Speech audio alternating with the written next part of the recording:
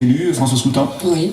En combien on peut savoir là, on est dans le... 2 vice-présidences, mais ce qui m'importe moi surtout, c'est ce que vient de rappeler Alain Rousset, c'est qu'on engage vraiment la transition énergétique dans cette région et qu'on engage aussi des politiques de proximité sur les territoires. On va parler, si vous le voulez bien, de la LGV tout à l'heure, parce que ça doit être quand même une sujet de discussion entre vous quand même peu évident. Virginie Kamens, une réaction, Jacques Colombier ensuite. Écoutez, je crois qu'on l'avait déjà dit hier soir, tout ça a été cousu de fil blanc, c'est la politique politicienne que les gens, je crois, n'ont plus envie de voir, c'est-à-dire se retrouver soudainement au lendemain du premier tour pour additionner des voix. Laissons les citoyens choisir, notamment choisir des projets et choisir des candidats. Là, on voit bien que, moi j'avais lu les 2 projets, sur beaucoup de points, ils sont dans la même veine, mais il y a des points majeurs de différenciation. Et puis moi, je voudrais rappeler aussi, parce que Madame Coutan portait les valeurs de l'environnement, que l'environnement et la protection de l'environnement, pour moi, n'est pas un sujet politique et encore moins de gauche. La gauche n'a pas l'apanage de la défense de l'environnement et je pense que les citoyens, dans leur ensemble, ont envie aussi pour leurs enfants et pour leurs petits-enfants de préserver l'environnement. Simplement, dans notre projet, nous sommes effectivement pour une préservation de l'environnement, mais également, nous ne voulons pas imposer des règles et des normes, notamment aux agriculteurs en premier lieu, et nous rappelons que les agriculteurs comme les chasseurs sont aussi défenseurs de l'environnement. On va poursuivre ce débat, mais d'abord on va revenir sur l'une des surprises de ce projet. 2 vice-présidences, on peut avoir une idée de la répartition des sièges par ancienne région ? Ou c'est trop difficile de rentrer dans les détails ? Par rapport aux 2 vice-présidences ? Oui, par rapport aux 2 vice-présidences. Il y aurait une vice-présidence en Poitou-Charentes et une en Aquitaine. Je voudrais revenir quand même sur ce que vient de dire Virginie Kamens concernant l'environnement. Évidemment, l'environnement peut se noyer dans tous les projets politiques, mais nous faisons de l'écologie politique. C'est pas tout à fait la même chose. Il y a une différence majeure entre environnement et écologie, c'est que l'écologie mêle l'homme dans son environnement et tous les rapports sociaux qui s'y rapportent, ainsi que le volet économique. Donc c'est une autre dimension et qu'on ne peut traiter que par la transversalité que je ne vois pas dans votre projet. Jacques Colombier, vous êtes un peu en retard pour une fois n'est pas coutume, j'allais dire, un peu en retard sur le temps de parole. Votre réaction à ces négociations ? Écoutez, sans surprise. C'est de la petite tambouille politique. C'est de la petite tambouille politique, on le fait... Votre cas, Alain Rousset, hier soir, vous avez parlé effectivement de ne plus financer, de ne plus mettre 1 euro dans cette LGV. C'était un des éléments clés de la négociation, sans doute avec Europe Écologie Les Verts. Soyons francs. Je demeure favorable au LGV, au pluriel. Vous avez eu au téléphone vos collègues du PS en Limousin ? Bien sûr. Qu'est-ce que vous leur avez dit ?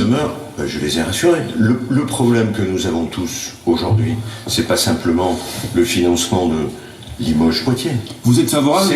Mais qu'est-ce qui va changer alors ? C'est pas simplement le financement de Limoges-Poitiers, c'est le financement, parce que Bordeaux ne peut pas être égoïste à ce point de bloquer la LGV ici.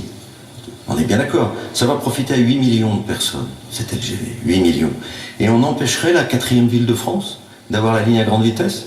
On continuerait à vivre sur des lignes du 19e siècle, de la même manière en direction de l'Espagne. On voit bien que le programme, c'est ce que j'ai toujours dit, le programme aujourd'hui de financement des LGV est à revoir. On ne peut plus s'appuyer sur les PPP. 9 milliards d'euros. Vous avez 3 pistes. Et le grand emprunt, c'est ça ? Vous avez 3 pistes. Le grand emprunt. Parce que le grand emprunt a au départ financé les universités. Aujourd'hui, il est émietté, et j'en ai encore parlé pas plus tard que ce matin avec le président de la République. Donc il faut le concentrer sur des investissements d'avenir avec François Hollande. Sur des investissements d'avenir, là on est sur des investissements d'avenir d'un siècle. Ok ? La vallée du Rhône a 3 lignes de chemin de fer. Une pour la grande vitesse, une pour les trains du quotidien et une pour les transports de marchandises. Donc il faut que nous trouvions des sources de financement. 2e source de financement, la taxe carbone. 3e source de financement, notamment sur les liaisons internationales, l'Europe. Donc voilà. Mais pour le reste, je le dis depuis le début, il y aura d'autres sources de financement que celles que nous avons connues aujourd'hui. Voilà, c'est pas qu'une posture, François Scoutin. Vous entendez Alain Rousset dire « je n'ai pas changé », mais... Ce qui était incontournable pour nous, c'est que le Conseil régional cesse tout financement des LGV. Voilà, ça c'était le préalable, vous êtes content ? Ça a été dit. Non, je ne suis pas contente, forcément. Moi, ce que je souhaite, c'est que ces LGV ne se fassent pas en priorisant d'autres lignes. Et par rapport à Limoges-Poitiers, on a tout de même la ligne POLT qu'il me semble nécessaire de renforcer pour que Limoges rejoigne Paris plus vite. POLT, on précise rapidement. Paris-Orléans, Limoges-Toulouse. On est d'accord. Virginie Kemel, vous êtes toujours favorable à cette LGV? Non mais une fois encore, je crois qu'on se moque un peu des gens. C'est-à-dire qu'il faut arrêter de dire que tout ça... Moi, je vois un candidat socialiste qui, au fil des débats, varie dans ses positions, notamment sur la LGV. Au début, vous étiez le grand défenseur de la LGV. Ensuite, quand vous avez vu que nous avions, de façon très claire, expliqué que les LGV, notamment Bordeaux-Toulouse, comme Bordeaux-Dax, créaient des problèmes environnementaux majeurs. D'ailleurs, je m'étonne, là encore, que vous trouviez un terrain d'entente là-dessus, parce que il est absolument très... Et je suis d'accord avec vous.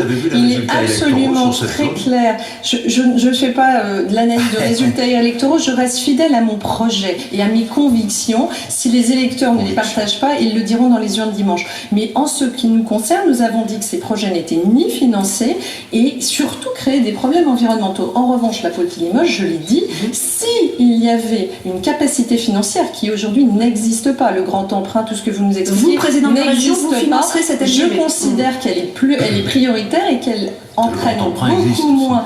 Mais excusez-moi, si on savait le financer aujourd'hui, on n'aurait pas ce problème de 9 milliards d'euros. Il nous reste 3 minutes avant la fin de ce débat. Jacques Colombier, votre réaction par rapport à ce revirement, ce que vous pouvez lire comme un revirement